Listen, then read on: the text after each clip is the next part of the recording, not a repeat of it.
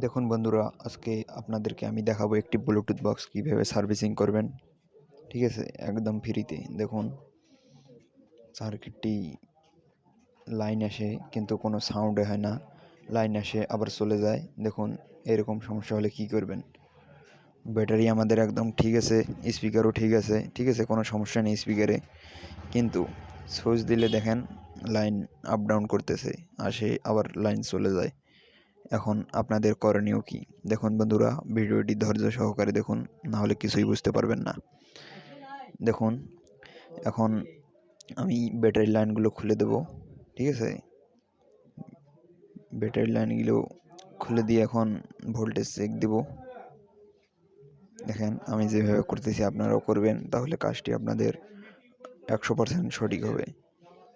এই সুইচে এখন আমি ভোল্টেজটা মেপে দেখাবো আপনাদেরকে মিটার দিয়ে। ঠিক আছে, আপনাদের যে অ্যানালগ মিটারটা আছে সেটা ডিসি 10 ভোল্টে সিলেক্ট করে দেবেন। আমি যেভাবে দিলাম দেখেন, ডিসি 10 ভোল্টে সিলেক্ট করে দিলাম। এখন আপনি দেখাবো ভোল্টেজ আছে কি নেই। দেখুন বন্ধুরা, আমাদের এখানে কিন্তু কোনো ভোল্টেজ পাইলাম না সুইচে, তার মানে সুইচের এখানে শর্ট আছে। দেখুন, কোনো ভোল্টেজ নেই, 1 ভোল্টেজের মতোও নেই। এখন দেখুন দেখুন তাহলে কি বুঝলেন? কোনো ভোল্টেজ নেই। এখন সুইচের লাইনটা আমরা শর্ট করে দেব। যে নেগেটিভ লাইনটা আছে, সুইচের লাইনটা আমরা একটা টুইজার নিলাম, টুইজার নিয়ে শর্ট করে দিলাম। ঠিক আছে, শর্ট করে দেখলাম আমাদের কাজ প্রায় হয়ে যাবে। দেখুন, যে দুইটি সুইচের লাইন সেই দুটি শর্ট করে দিবেন। এই জন্য প্রয়োজন হবে আপনাদের একটি তাতাল, রাং, রজন। ঠিক আছে বন্ধুরা, দেখুন সাবধানে করবেন, তাতাল অনেক হিট হয়।